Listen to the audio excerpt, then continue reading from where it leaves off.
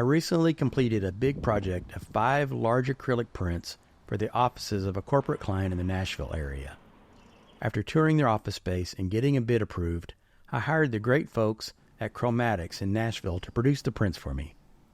Since this was really my first experience having my work made into acrylic face mount prints, I asked Chromatics if I could observe the process in action, and they said yes. The first step was to approve a set of test strips on the actual paper that they'll be printed on. That's Michael, the expert who will be making the full-size 40 by 60 inch prints on paper. We'll meet him next. Okay, y'all, let's go behind the scenes at Chromatics. That way, once they're all together, we can take them to finishing, and then that's when they do the acrylic face mount, specifically starting with the clear adhesive. So having them all in the same roll helps because we can apply the optically clear adhesive to the face of the prints all at the same time, and then that just kind of streamlines things. But I've just been going print by print. With things this big, I like to print like one at a time instead of just sending all 5 of them to the printer. Right. Because when things are this big, they're very delicate, and the print head is very sensitive, and so, you know, it could, if the print head strikes the paper wrong, you know, then it could create like an artifact that would then continue on all the prints. Gotcha. So I like to, you know, basically babysit it print by print. So first one came out beautifully, so I'm about to go send the second one to the printer right now. You can get some. Yeah, what kind of paper is this? This is our glossy paper, our premium glossy, 250 gram, I believe is what it is. So a little bit on the heavier side. This looks really good. I think this is the one you told me the other day you were going to add a little extra sharpening to. I did, yeah. You can, if you even want, you can compare it. No, it looks really nice. Yeah. I just wanted to, especially with like stuff like text and letters, I want to just kind of bring that out a bit. So I'm going to send the second one over.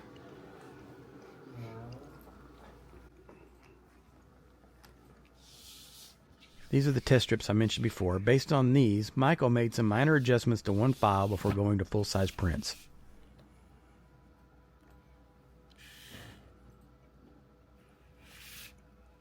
And so for black and white photos too, I don't know if this is interesting to you, but for all of our papers, we profile them.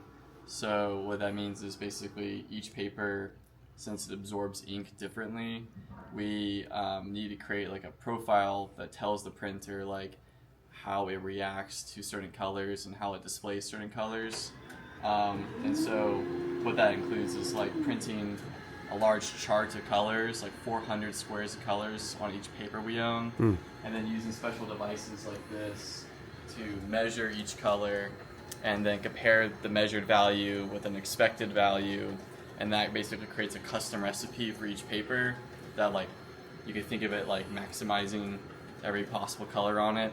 Because typically when you run paper through printers, it uses just a default profile, but for all it knows, maybe the red that paper is absorbing could be much more vibrant than it actually is, so we do things like this to calibrate it. But for black and white images specifically, why this is really helpful is, your printer, modern printers, they have like, 10, 12 colors, 13 colors, and they're using all of those colors even for a black and white image. And if they're ever so slightly like misaligned, then your black and white profile can have like a color cast to it. It can be like really warm, it can be really cold. And so we like profile our papers so that like when we print black and white, you achieve like pure black and white because all the colors are in sync. Gotcha. And how often do you have to perform this operation?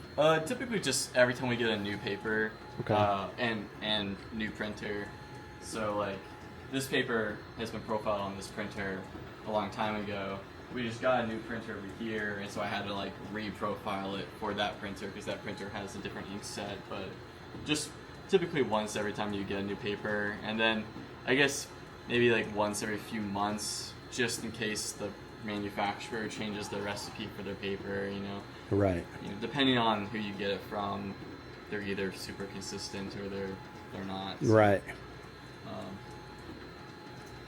The main application for us though is like color matching and stuff. So we keep our monitors constantly calibrated, and that kind of goes in tandem with the papers being profiled to allow us to like take paintings that we scan and match them perfectly with the papers we own.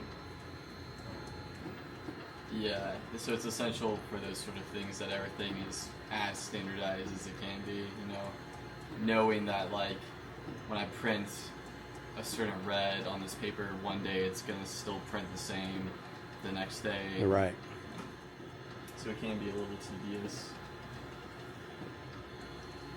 And so you can notice that on your prints, we there's like these white bars we add from the beginning and the end of the image, so that when you come back later, when we go to do the actual face mount itself, you'll see what those are for. But that's basically to help us with alignments for the acrylic, because it's very crucial. We oversized the image just by like a little bit to give us the tiniest bit of overlap in the acrylic, but we try to maximize image space, so we create these white bars so that we can use like these sort of like acrylic guides to line everything up perfectly.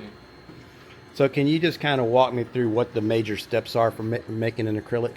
Yeah, so after we print your print, which has been oversized and set up specifically for acrylic mounting, it then goes to finishing, which I can walk you over there if you want. Sure, if you don't mind. Yeah.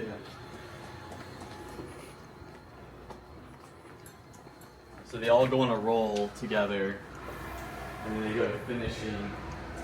And so what I'll typically do is, Rich is very busy guy, so he's doing a lot of other things, but I'll put the roll of acrylic prints on this roller right here. These are sort of your take-up rollers for the AGL.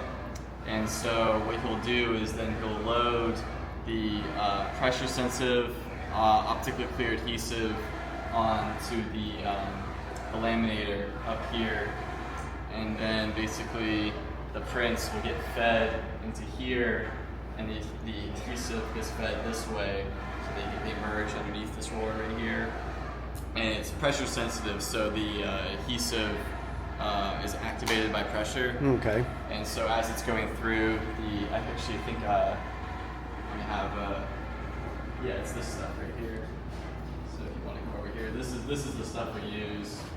So when this stuff peels off, I'll try and show you. Basically, typically we use a piece of tape to get this. Keep it started. Yeah, to get started. But basically, it looks a little like it's got like a slight bit like a opaqueness to it. But once the release liner comes off, it's like pretty much 100% optically clear. Because that's what we want. We don't want like the adhesive to introduce any sort of color casting and stuff. That's amazing. But then that goes through here, and so then out on the other end comes like the print with the adhesive on it. It still has another release liner on it. Basically, there's two release liners on that. There's the adhesive in the middle, and there's one on the top and bottom. So the one comes off, so the print can be applied, but then it still has another one on there, so we can take it back. Once we're done, we trim it all out, and we have it on this table again.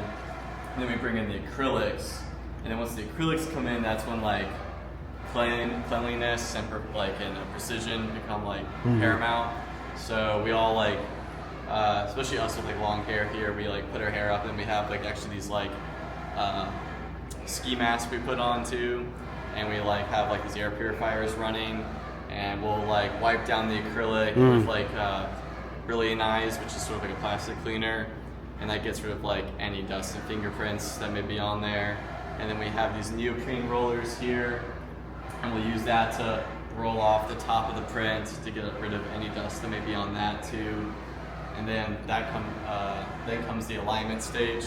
So then we like take the print, put it on top of the acrylic.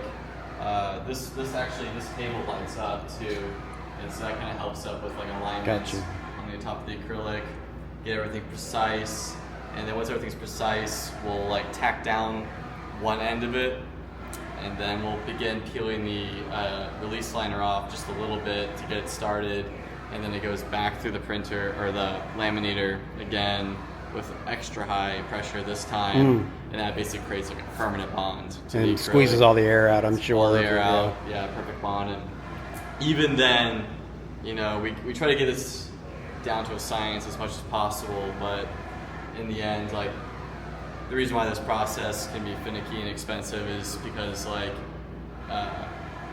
there's just sort of, like, accident-prone stuff built into it. Sure. Like, I mean, if just the smallest bit of, like, dust, like, finds its way from the ceiling down onto the print right as it goes in, I mean, that basically ruins the whole print. And so that's another reason why we have those white tabs on the prints like this, is we keep one of them on as it goes through the printer, get it all the way through, and then realize that, a little piece of dust got in there. We can use that to rip it off, clean off the acrylic again, and print it again.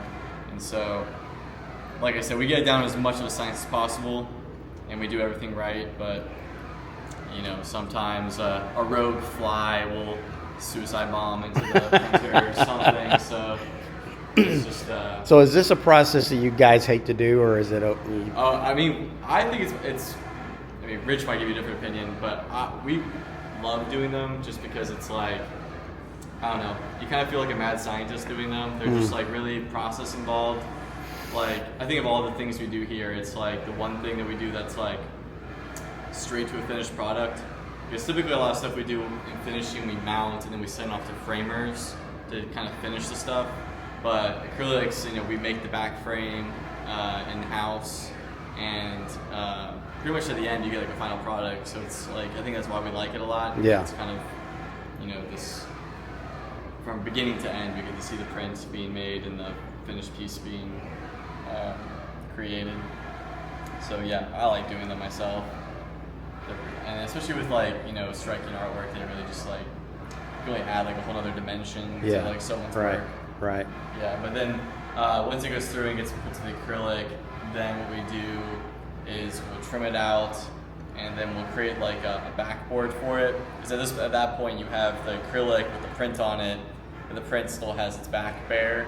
And so we'll trim out a perfectly sized piece of like PVC backing, and then put more adhesive on that. And then the reason why we call it sandwich mounts is because then that goes on the back of it, sandwiching it. And so then you have the acrylic, the print, and then the PVC back frame in the back.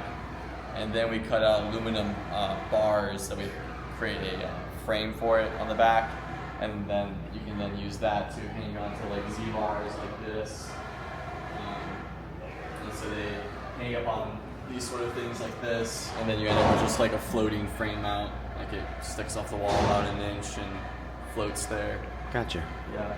All that's included with the print itself. Okay, cool. Thanks for the explanation. Yeah.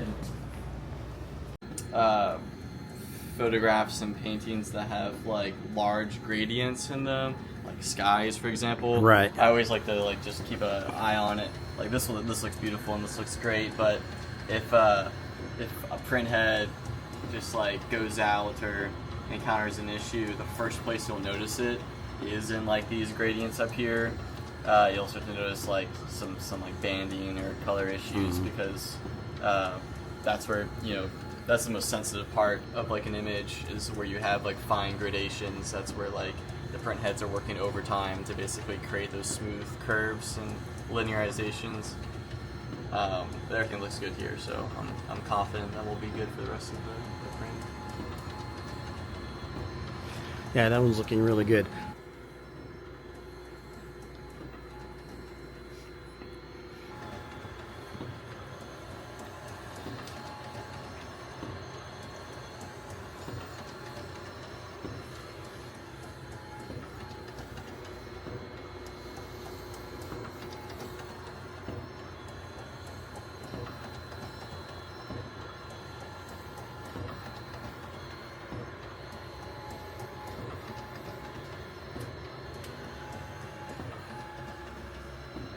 Automatically rolls the print up a little bit, so that allows us to print like super long prints and runs. Because I mean, like this for example, not only because we can print up to 64 inches wide, but lengthwise, I mean, you're only limited by the size of the roll. Right. And so we've had people who want to do like these 150-inch wide like landscape sort of things, and if you don't have that, you would have to literally like have it go across the entire room, and that would just be like. You have to have someone constantly nursing it to make sure. Yeah, but even then, like then transporting it to another room, you gotta roll it up or something. Right. So this is so convenient.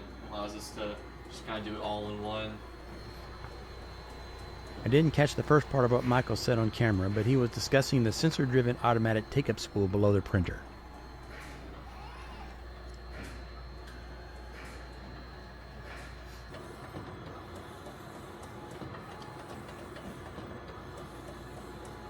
Photo papers use like a photo ink, is what it's called, a photo black ink, and it typically produces much richer colors, both not only richer blacks, but photo black also goes into every single color itself, providing like extra saturation when needed, and photographers typically stick with papers that use photo ink like this because it just provides much more like definition, which is kind of like necessary for photography. Right. But, whereas like fine artists and painting reproductions, they stick with rag papers. They use matte black ink because it just typically looks more like their intended result than something like photo black ink.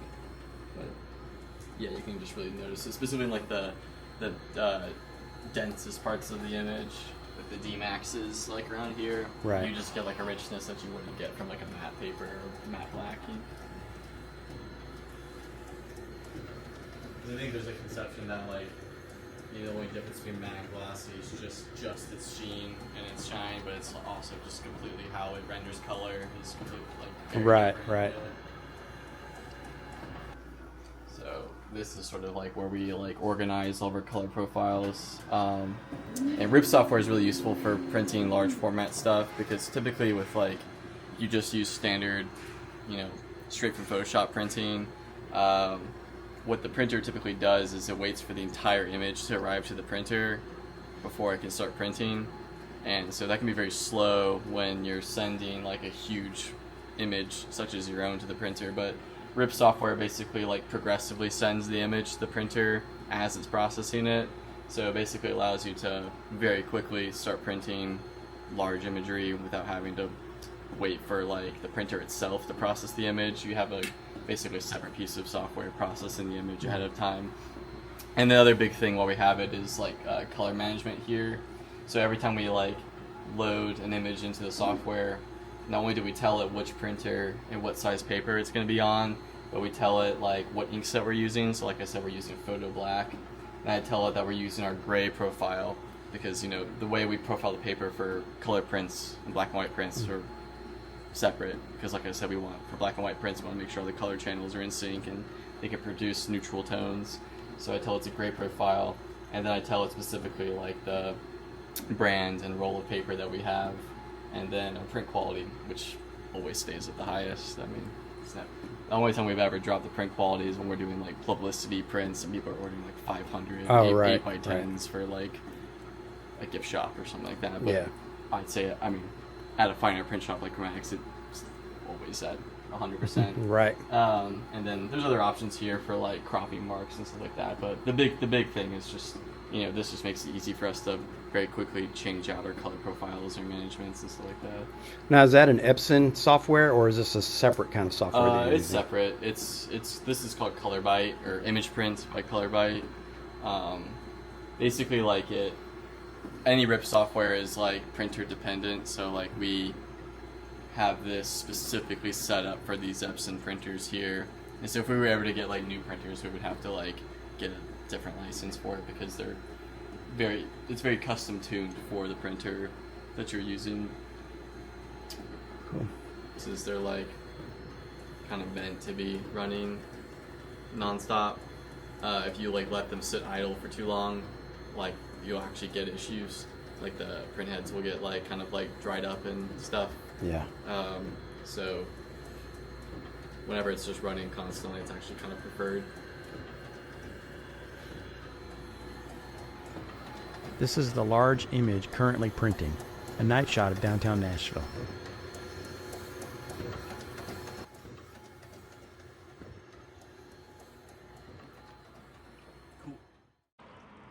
Okay, y'all, it's a few days later, and we're back at Chromatics to see the next steps. Step 3 was completed in the interim. All 5 of the finished 40 by 60 inch prints were subsequently sandwiched into a special adhesive lamination. You can see them here, and they are looking really good so far.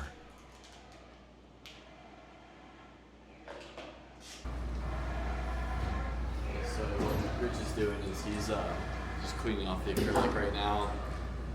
It's got like release liner on it, but we'll just like clean even that because when you pull it off, there's like a kind of static charge that builds, and we don't want any dust getting kind of like sucked back onto it once we start working with it.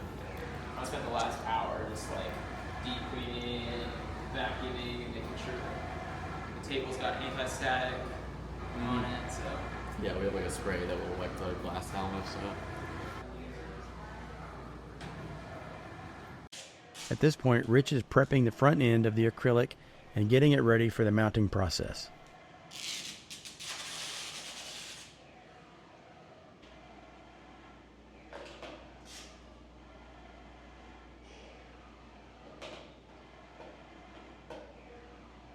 the leaderboard to the acrylic, and this release liner serves as a protective shield for the face of the acrylic while we're mounting it. There was a lot of background noise, and Rich was a soft-spoken guy, so let me explain what's happening here. The acrylic strip will lead the acrylic safely into the rollers, where pressure will be applied to adhere the photo to the acrylic. Now they'll remove the paper release liner to make way for the print.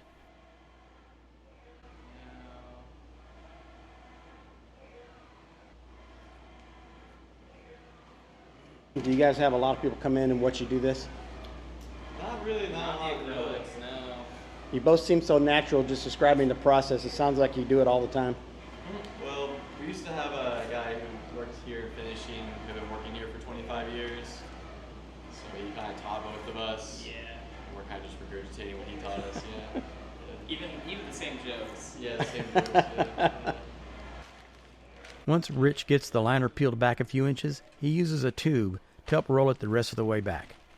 This is a great method because peeling that liner off these acrylic sheets is not easy.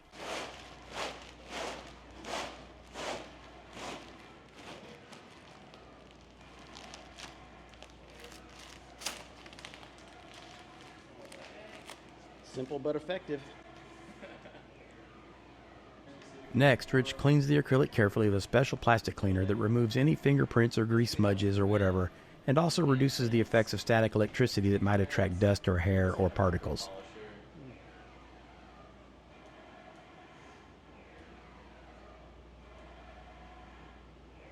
That orange cloth is it's a microfiber, but it's been like coated to like provide anti-static.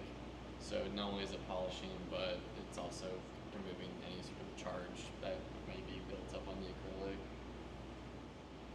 You do everything right most of the time, you'll end up okay, but you know, the process like this is just so delicate. So if just even the smallest thing gets in there when it goes under, it'll show up. Next, Rich and Michael move the print to a table for cleaning. They want to remove any dust particles that may have settled on its surface.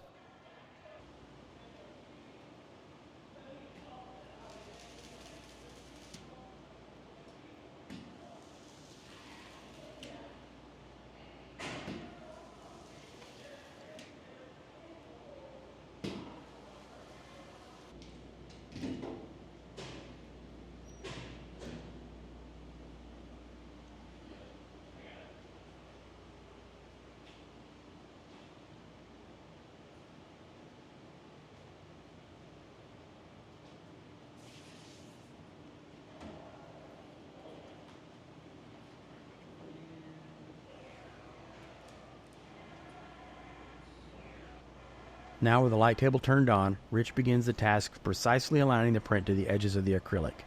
There's a little overlap, so it should be a little easier.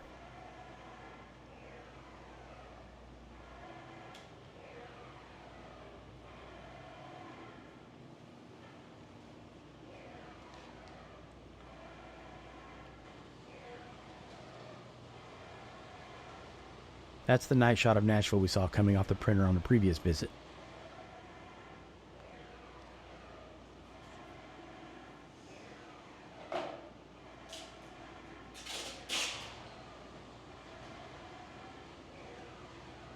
Rich is making sure the leader strip is well secured before sending the acrylic through the press.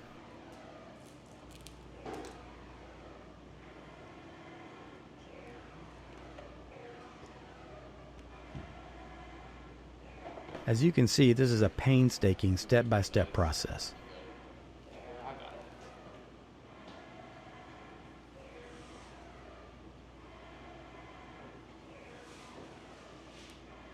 He's beginning to peel back the adhesive layer just part of the way.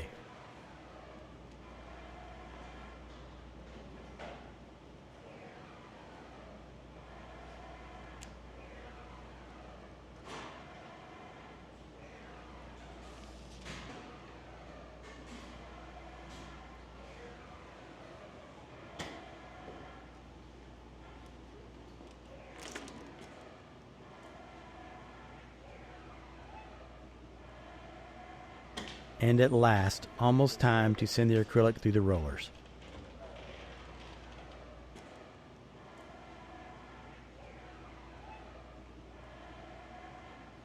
Carefully, they feed the leader strip into the rollers.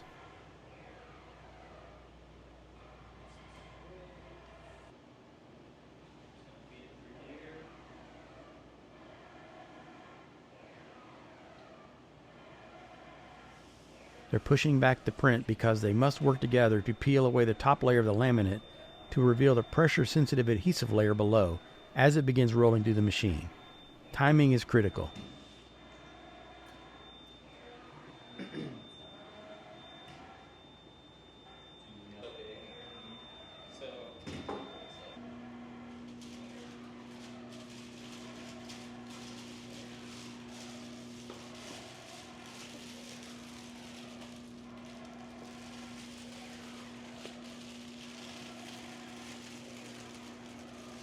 Just watching this gave me stress. They're peeling off the cover as it rolls through.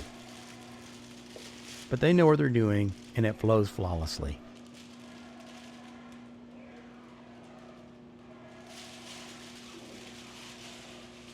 Those rollers are applying a lot of pressure to seal down the adhesive layer.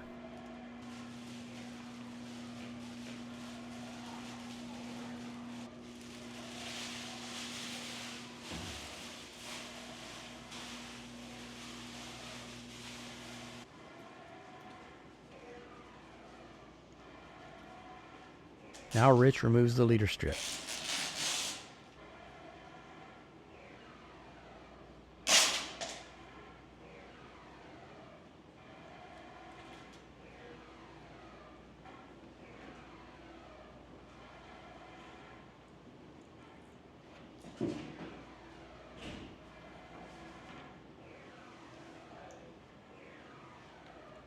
He removes the excess edges of the print.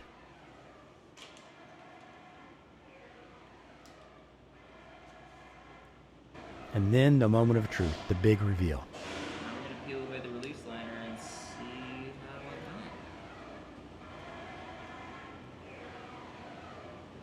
This release liner is a lot harder to pull off because it just went through all that pressure. Go ahead and get my specialized tool.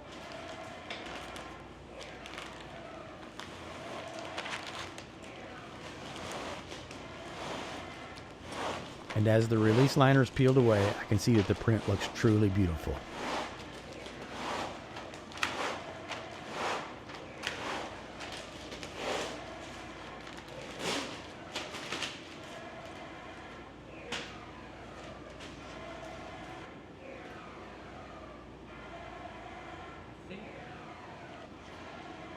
Something about putting it behind that acrylic just really makes it pop, doesn't it? Oh yeah. 100%.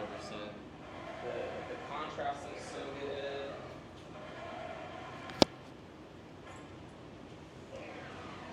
And that is an acrylic face mount. I have to say, you guys make that look easy.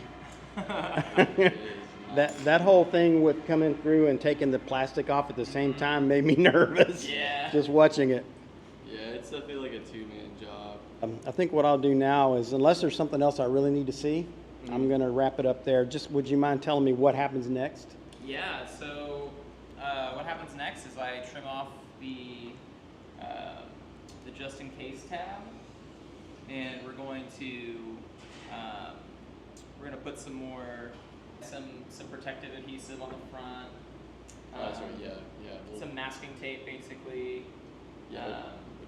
So because we have to put on the back frame still, Right. and the backboard, which requires us to put it through here a couple more times.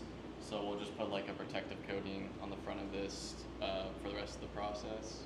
And then after that, we'll cut some aluminum back frames for the piece so that it can be mounted to the wall